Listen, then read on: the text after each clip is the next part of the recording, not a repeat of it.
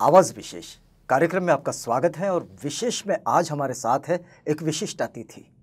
वैसे ये चेहरा आप सबका जाना पहचाना चेहरा है। ये सामाजिक आंदोलन में और सांस्कृतिक आंदोलन में एक जाना पहचाना नाम है और विशिष्ट अगर उनकी एक बात ख़ास पहचान के रूप में अगर कही जाए तो बुद्धिस्ट संडे स्कूल जो है, मतलब जहाँ बच्चों पर संस्कार का केंद्र होता है, जहाँ बच्चों की पर्सनालिटी को बिल्डअप किया जाता है, उनके व्यक्तित्व विकास के कार्यक्रम चलते हैं, वहाँ डॉक्टर सिद्धार्थ कामले साहब का नाम आता है।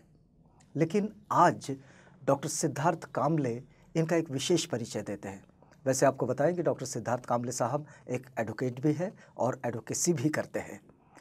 तीसरी बात अब आपको ये बताएं कि एक नया क्षेत्र, लेकिन बड़ी जिम्मेदारी के साथ वो इस क्षेत्र का हिस्सा बनने जा रहे हैं और वो क्षेत्र है प्रसार माध्यमों का। आपको बताएं कि बहुत जल्द आपके पास एक ऐसा डेली अखबार आ रहा है जो अखबार जन सामान्य की बातों को, जन सामान्य की संवेदनाओं को और उनकी भावनाओं को उन्हीं के शब्दों में उन तक पहुंचाएगा और उनकी आवाज़ बनेगा। ये है बहुजन सौरभ, और बहुजन सौरभ के जो प्रबंध संपादक है एडवोकेट डॉक्टर सिद्धार्थ कामले साहब, वो इस वक्त हमारे साथ है। कामले साहब, कार्यक्रम में आपका स्वागत। एक बात यहीं से मैं शुरू करना चाहता हूं कि ये वक्त ऐसा है कि जिस वक्त में प्रसार माध्यमों पर लोगों ने इतने प्रश्न चिन्ह खड़े कर दिए हैं कि प्रसार माध्यमों की विश्वसनीयता ही खत्म होती जा रही है, ऐसा भी दिखने लगा है। बहुत सी चीज़ों में हम लोग ये भी देखते हैं कि कहीं लोग मेन स्ट्रीम मीडिया जिसको कहते हैं उसको कहते हैं कि भाई ये तो विश्वास करने लायक नहीं है, ये किसी गोदी में जाकर बैठ गया है।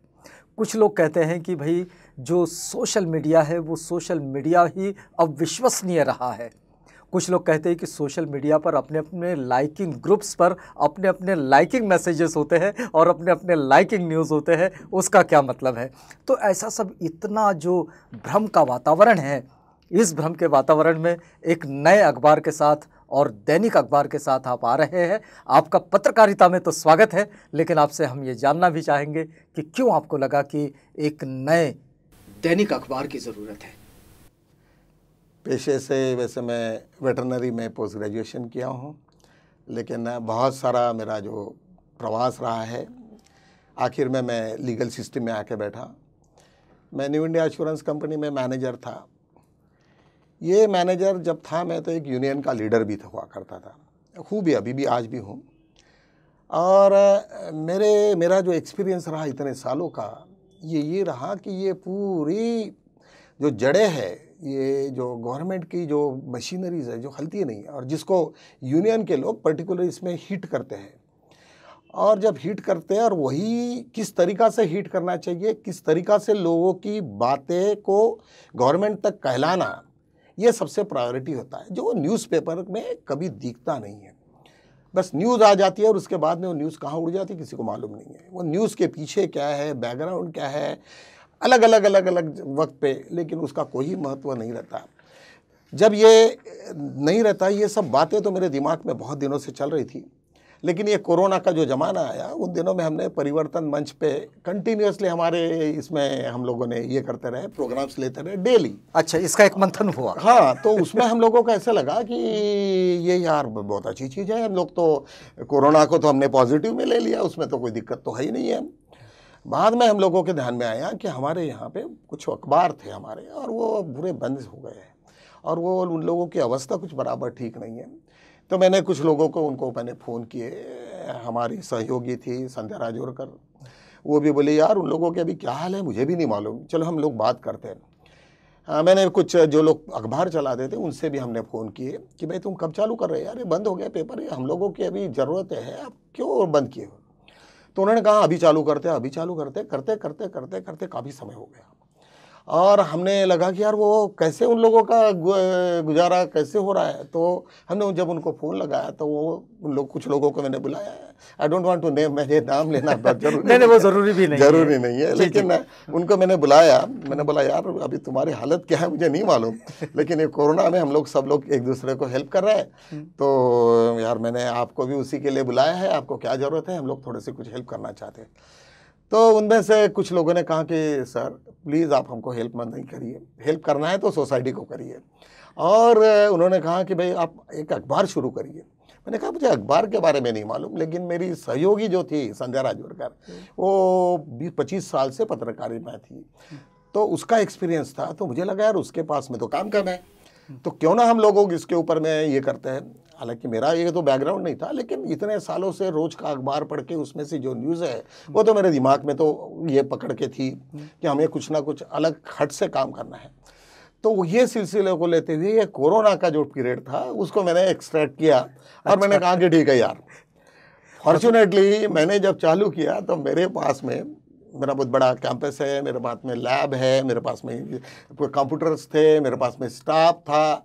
मैंने कहा ये सब तो अंडर यूटिलाइज है, ये अंडर यूटिलाइज क्या काम का है फिर, तो इसको और 2-4 लोग लगाओ और 2-4 लोग लगा के ये करो। बहुजन सौरभ का जन्म ऐसे हुआ कि जिसमें कोई किसी का ये नहीं था। और फॉर्चुनेटली आज हमारा डमी निकल रहा है, 25 तारीख को हमारा इनॉग्रेशन है, और जब डमी तक हम लोग पहुंचे पूरा सेटअप होने के बाद में हमें महसूस भी नहीं हुआ कि कैसे हुआ, और वो ऑटोमेटिकल होते रहा। तो इतना आसानी से हम लोगों ने डमी तक पहुंचे। अभी जहां तक जो बचा अगला जो पोर्शन है वो है आने वाले 25 दिसंबर से बहुजन सौरभ लोगों के हाथों में होगा। बिल्कुल होगा। 25 तारीख को हम काफ़ी मतलब बहुत बड़े पैमाने में नहीं, क्योंकि हमने पहले से सोचा है कि बहुत पब्लिसिटी, बहुत चिल्लाना और इधर में कुछ नहीं रखना, ये गलत है। हम लोगों को क्वालिटी पे ध्यान देना है। जब तक हम क्वालिटी के ऊपर में ध्यान नहीं देंगे तो हम लोग बोलेंगे अरे यार क्या पेपर है, रोज रोज रोज इतने सारे एडवर्टाइजमेंट है, ये फ्रंट पेपर है, ये क्या है, ये एडवर्टाइजमेंट का पेपर है कि क्या न्यूज़ पेपर है। तो ये इस तरीक़ा से इरिटेशन होता है। ठीक है, 2-4% लोग रहते हैं जिन लोगों को बायर्स होते हैं, उन लोगों को ज़रूरत है, लेकिन कॉमन आदमी को उससे कोई लेना देना नहीं है। तो ये जो टोटल बिजनेस पेपर है वो लोगों की मानसिकता भी चेंज हो गई है। उनको लगता है यार न्यूज़ क्या है, इतना सारा दिल्ली में क्या चल रहा है, ये चल रहा है, लोग उसके बारे में नहीं बता रहे, और बस कुछ तो भी एक जन कोई कहता है और वो पूरे के पूरे मीडिया में चल रहा है। ये ठीक नहीं। उसको बिहाइंड दी कर्टन, पीछे में पर्दे के पीछे में क्या एग्जैक्टली हो रहा है, ये चीज़ें हम लोगों को मालूम चाहिए। लेकिन डॉक्टर साहब एक बात, जैसे अभी आपने कहा कि बिजनेस पेपर दिख रहे हैं, लेकिन एक दूसरी बात मैं आपसे ये भी जानना चाह रहा हूँ कि जैसे बहुजन ये जो कॉन्सेप्ट है ये अपने आप में एक आंदोलन की, एक मोमेंट की भी कॉन्सेप्ट रही है, और बीच के समय में हमने देखे कि बहुजन नाम से एक राजनीतिक विचारधारा खड़ी हुई और एक राजनीतिक आंदोलन के रूप में परिवर्तित भी हुई जो अभी तक काम कर रही है। आपको क्या लगता है कि क्या ये जो बहुजन सौरभ जो है ये किसी बहुजन विचारधारा को एक समर्पित पेपर है, या फिर ये पेपर एक स्वतंत्र रूप में अपनी बहुजन पहचान के साथ जा रहा है? मतलब आपने कैसा सोचा है इसे, क्योंकि इसका जन्म तो कोरोना के संकट से हुआ, लेकिन आज वो जाएगा तो अपनी जिम्मेदारी के साथ जाएगा और जो सोसाइटी से डायलॉग भी करेगा। तो कैसा सोचा है आपने इसे? सर, सबसे पहले तो मैं आपका ये प्रश्न का उत्तर दूंगा कि ये बहुजन शब्द कुछ अम्बेडकराइट लोगों ने उसको, या पॉलिटिकल लोगों ने उसको एक गलत ढंग से पेश किया गया, ऐसे कि ओबीसी ये दलितों के कुछ तो भी बीच में से राइवलरीज है। ये राइवलरीज की जो भाषा रही ये कभी दलित पैंथर से लेकर बहुत दिन तक वो चलते रही, और लोगों के माइंड में इतना हो गया था कि ओबीसी की जितने भी सारी कम्युनिटीज़ है, जो कास्ट है और अम्बेडकराइट कास्ट है, इसके बीच में कंटिन्यूसली जितनी दूरी बढ़ते रही। फॉर्चुनेटली जब मंडल कमीशन आया और लोगों को ये पता चला कि इसके पीछे भी तो बाबा साहब थे और बाबा साहब ने हमारे लिए इतना कुछ किया, तो उन लोगों का थिंकिंग जो है वो अभी के ज़माने में वो काफ़ी बदलते गया, और बदलते इतना बदलते गया कि उनके हर प्रोग्राम में अभी बाबा साहब को रख के और कॉन्स्टिट्यूशंस के ऊपर में वो बात करने लगे। जब ये कंसेप्ट रहा तो हमने सोचा कि यार ये बहुजन शब्द तो सबके लिए है, और अभी ये बहुत अच्छा वक्त है कि हमें ये बहुजन को ये डेवलप करना चाहिए। ये दृष्टिकोण से हम लोगों ने ये बहुजन सौरभ का ये किया। सौरभ मतलब सुगंध है, सभी तरफ में सुगंध फैले, और जो बहुजनों के और दलितों के बीच में की जो दूरी थी वो दूरी को कितना कम कर सके, ये हमारा मेन प्रयास इसमें से रहेगा। और यही प्रयास को रखते हुए हमने पूरी की पूरी फ्रेम बनाई है कि ये पेपर एक पर्टिकुलर कम्युनिटी का नहीं है, इसको हम लोगों ने बहुत अलग दृष्टिकोण से पब्लिक को पेश करना है। जो ट्रेडिशनल वेज पे जो पेपर चलते हैं उससे हटके कुछ करना चाहिए। पर्टिकुलर विचारधारा एक रहेगी निश्चित ही, जो भी पेपर है तो उसकी विचारधारा होनी चाहिए। ये विचारधारा बहुजनों की विचारधारा है, भगवान बुद्ध की विचारधारा रहेगी, ये बाबा साहब की विचारधारा रहेगी, ये फुले की विचारधारा रहेगी। ये तो हमारा फ्रेमवर्क तो पक्का है, वो फ्रेमवर्क से हटके तो हम लोग चलना ही नहीं है, क्योंकि वो विचारधारा को नहीं तो कौन सी विचारधारा फिर। कोई ये देश में कोई किसी के आरएसएस की कोई विचारधारा होती नहीं है, उनको एक पर्टिकुलर जाति को इम्पोर्टेंस देना है, बाकी तो कोई विचारधारा तो इस विश्व में पैदा ही नहीं हुई है। मतलब जिस संवैधानिक संस्कृति की बात बाबा साहेब करते हैं और जो जिसको एक सेक्युलर विचारधारा के साथ जो देश को आगे बढ़ाने की बात आती है, उसी के साथ पेपर आगे बढ़ेगा निश्चित। क्योंकि विचारधारा मतलब कुछ तो भी थॉट्स हो, जीने के थॉट्स हो। बुद्ध के अलावा और कौन है इस विश्व में? कोई पैदा ही नहीं हुआ कि जिसके आधार पर तुम लोग चले। तो ये पूरा का पूरा जो हमारा विचारधारा है वो बुद्ध के ही विचारधाराओं से रहेगा। और ये ओबीसी पूरे बुद्ध के ही लोग थे, ये सब बुद्धिस्ट लोग थे। हमें ये लोगों को बताना पड़ेगा कि है। लेकिन डॉक्टर साहब एक बात तो और भी जुड़ जाती है इसमें कि इस वक्त में, जिस वक्त आप बहुजन सौरभ को लेकर पाठकों के बीच जा रहे हैं, इस वक्त में इलेक्ट्रॉनिक जो इंस्ट्रूमेंट्स है लोगों का, उसका जो यूटिलाइज है और उसका उसके साथ जुड़ाव है वो इतना ज़्यादा है कि इस वक्त में लोग अखबार की ओर कैसे मुड़ पाएंगे जब सीधे उठते हैं तो एंड्रॉयड फ़ोन हाथ में होता है, स्मार्टफोन हाथ में होता है और उस पर उंगलियां चलते रहती है। ऐसी स्थिति पे कैसे, कितने चैलेंजेस देखते हैं आप? देखिए कि मैंने बहुत सारे डॉक्यूमेंट्री अभी अवेलेबल है यूट्यूब पे वगैरह। मैंने देखा कि जर्मनी में अखबार बहुत ज़ोरों से चलता है। जापान का मैंने देखा कि वो एक पर्टिकुलर अखबार शाम को बैठ के वो कितना पब्लिक तक पहुँचता है। मैं लंदन में रहा हूँ, हर आदमी के घर में वहाँ पे न्यूज़पेपर के बगैर जाता नहीं। पर शुरुआत ही ये होती है, कितनी भी टेक्नोलॉजी सुधरे, कितनी भी टेक्नोलॉजी बढ़े, लेकिन अखबार की जगह आज तक पूरे विकसित देशों में नहीं ली और अभी भी वही चलता है और वो चलते रहेगा। दूसरी बात, जो इलेक्ट्रॉनिक्स मीडिया है, जैसे तुम्हारा ई पेपर है, तो हम लोगों ने ऑलरेडी सोचा है कि हमारे पास में करीबन 20,000 का आज डेटा है सभी जगह से लोगों का। तो 20,000 का तो हमारा सर्कुलेशन ये निश्चित है। जितने भी लोग हैं हमारे जो व्हाट्सएप ग्रुप पे अलग अलग हमारे लोगों से ग्रुप के जुड़े हैं, तो 20,000 लोग तो हमारे गए। हमारा डेटा है कि करीबन इस साल ये आखिरी तक 1 लाख रीडर्स हमारा ई पेपर का होना चाहिए। हमारा कॉन्सेंट्रेशन वही है। जैसे भी हमारा एडिट जब प्रिंटिंग के जाने के पहले सब लोगों के हाथ में मिलेगा। दूसरा, अभी न्यूज़ इतनी कॉम्पिटेटिव है कि तुम्हें अलर्ट रहना है कि इसमें क्या चल रहा है, अभी क्या चल रहा है, हेड न्यूज़ क्या होनी चाहिए, कल की हेड न्यूज़ क्या रहेगी। क्योंकि कोई बड़ी घटना हो जाती है तो सबकी हेड न्यूज़ उसके तरफ में कॉन्सेंट्रेट होना चाहिए, ना कि हम लोगों ने सुबह में जो बनाई हुई न्यूज़ है वो यदि जब हम लेके चले तो हम शाम तक वो बासी हो जाएगी। तो हमें उस वक्त तक अलर्ट रहना पड़ेगा, इतना चौकन्ना रहना पड़ेगा कि हमें आज की हेड न्यूज़ क्या होनी चाहिए और उसके हिसाब से तुमको पूरा कंप्लीट करना पड़ेगा। तो ये हमारा जो इलेक्ट्रॉनिक्स मीडिया है उस पर हमारा 80% रोल है और वो जो 80% रोल है उसी को हम लोग कॉइन करेंगे जो हमें प्रिंट मीडिया में आएंगे।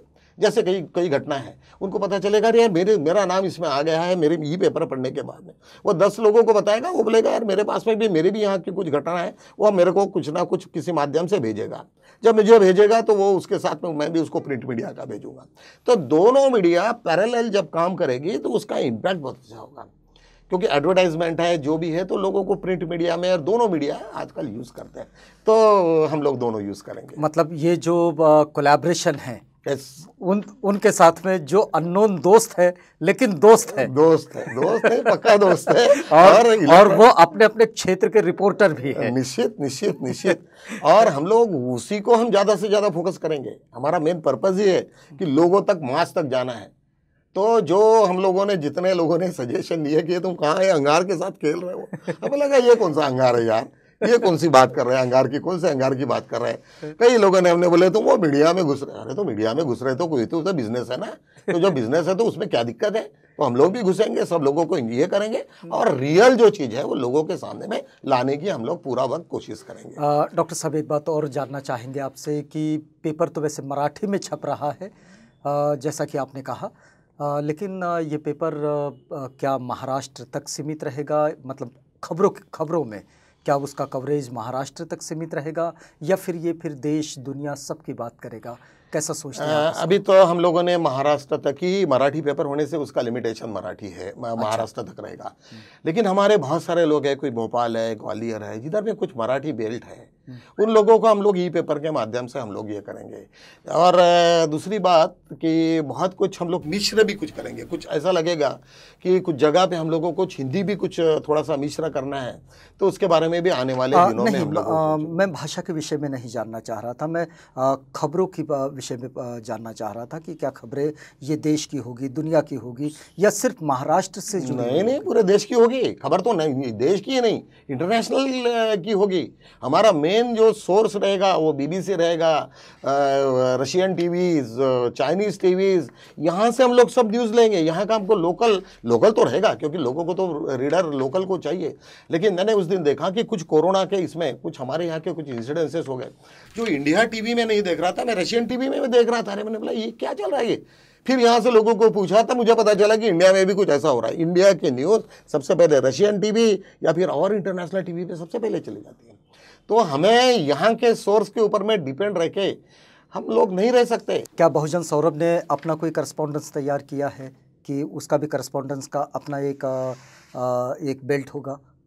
या देखो, हम लोग बहुजन सौरभ का एक मेन तरीका रहेगा कि पर्टिकुलर हमने न्यूज़ दी आज, लेकिन उसका फॉलोअप कोई न्यूज़पेपर नहीं करती। जैसे कोई पर्टिकुलर आज एक कई जगह ऐसी बात में थी आज कि फडणवीस के घर के सामने में उनके वार्ड में इतना सारा वो रास्ते खराब है, ये है, लेकिन उसका फॉलोअप कोई नहीं लेता। वो पेपर की रियल जो आज की न्यूज़ थी, वो पेपर का कटिंग करके कमिश्नर को भेजने का ये जिम्मेदारी प्रेस की है। उसके बाद में उसका फॉलोअप करना ये प्रेस की जिम्मेदारी है, या हर चीज़ों के ऊपर में उसके बाद में रिएक्ट करना। तो ये एक लैब है हमारा। ये जैसे भी हमारा न्यूज़ चलेगा उसके बाद में वो लेबोरेटरी में जाएगा और उसके ऊपर में हर जगह को करस्पॉन्डेंस होगा कि ये सेक्शंस में आज इतने इतने लोगों के एक्सीडेंट्स हो गए, उसके लिए जिम्मेदार कौन रहेगा, या ये पर्टिकुलर घटना होगी उसके लिए जिम्मेदार कौन रहेगा। ये तो पत्रकारिता का काम है कि पत्रकारिता इसके लिए ही खड़ी होती है। लेकिन क्या नई आइडिया क्या नहीं, यहाँ से मैं आपको ये करूँगा, पत्रकारिता में सिर्फ इतना होता है कि बची हुई न्यूज़ जो घटना उन्होंने देखी उसको पकड़ के उठा के लोगों को दे देना। लेकिन ये घटना क्यों हुई, यहाँ पे बार बार एक्सीडेंट्स क्यों हो रहे हैं, इतने सारे लोग क्यों मर रहे हैं, इसका क्या रीज़न है, ये जो चीज़ें और उसका विश्लेषण, न्यूज़ के पीछे में विश्लेषण जीरो रहता है। मैंने ब्रिटेन में देखा, मैं लंदन में 6-7 महीने रहा हूँ, वहाँ रोज़ मैं अखबारों में देखता था, या फिर वहाँ पे लाइब्रेरीज होती है और वहाँ पे कोई लिटरेचर मिलेगा, आर्टिकल 16, आर्टिकल 14, आर्टिकल 12, ऐसा कुछ तो भी तुमको मिलेगा। और उसके ऊपर में जो भी लोगों को ये रहेगी, तो वो लोग पर्टिकुलर जैसे कोई सोशल इसमें ऑर्गेनाइजेशंस हो गए तो पर्टिकुलर आर्टिकल में उनका रजिस्टर्ड रहता। तो उससे क्या हो जाता है कि पर्टिकुलर टाइप के काम करने वाले वो उसी में लगे रहते हैं। जैसे आज पर्टिकुलर न्यूज़ आई तो वो न्यूज़ क्या करेंगे, वो लोग उसको उठाएंगे और वो हम लोग हमारे जो सोशल ग्रुप्स हैं वो उसको बोलेंगे कि आप फॉलो करो। और जब तक तुम फॉलो करोगे तो गवर्नमेंट मशीनरी ऑटोमेटिकली वो मशीनरीज को धक्का देना पड़ेगा। जब तक तुम धक्का नहीं दोगे तब तक वो उसका पर्पस तो सॉल्व होगा नहीं। वो तो बोलेंगे ठीक है यार, पेपर में आ गया, डस्टबिन में डाल दो, खत्म करो। लेकिन जब तक तुम उसको लोगे नहीं, और स्पेशली हम लोग वक्त आया तो CBI, सेंट्रल विजिलेंस कमीशन, जितने भी मशीनरीज है जो जिसमें कंट्रोल करने वाली पुलिस से लेके तो हर, उनको भी हम लोग ये कॉपी आर रेगुलर देंगे और उससे हम कंप्लायंसेस लेंगे। जब हम कंप्लायंसेस लेने का काम करेंगे तो नेचुरली उनको वो कंप्लायंसेस देना पड़ेगा, क्योंकि मीडिया ये हर जगह से है। क्योंकि मैंने पहले ही आपको कहा कि मैं एक इंश्योरेंस इंडस्ट्री में था, यूनियन लीडर था, और हम लोग पर्टिकुलर मैनेजमेंट के ऊपर में रोज बैठते थे और उनसे करवा लेते थे। कैसे करवाना है हमें मुझे पूरा मालूम है। जब मीडिया में तुम बैठे हो तो तुम उस डिपार्टमेंट से करवाने का काम तुम्हारा है। सिर्फ मीडिया में पेपर और न्यूज़ देने से तुम्हारा काम नहीं पर्पस सॉल्व होगा, तो उसका इम्प्लीमेंटेशन करना है। तो जब हम इम्प्लीमेंटेशन करें तो निश्चित रूप से हमें ये पेपर लाइव दिखेगा, लोगों को लगेगा अरे यार मैंने ये पेपर में तो न्यूज़ आई थी लेकिन उसके रिजल्ट्स भी है। ऐसा नहीं है कि बस न्यूज़ दे दिया और बस भूल गए हम, चलो गुड बाय करें, ऐसा नहीं रहेगा। डॉक्टर साहब, इस चर्चा को भी हमें अभी समेटना होगा। एक अंतिम सवाल आपको दे रहा हूं कि क्यों लगा आपको कि बहुजन सौरभ इसी शीर्षक के साथ अपने पाठकों के बीच जाना चाहिए? बड़ा अच्छा प्रश्न है। जब क्योंकि हमारे सौरभ ये महक है, सुगंध है। क्या हुआ, कभी कभी कुछ चीज़ें एक्सीडेंटल होती है जी।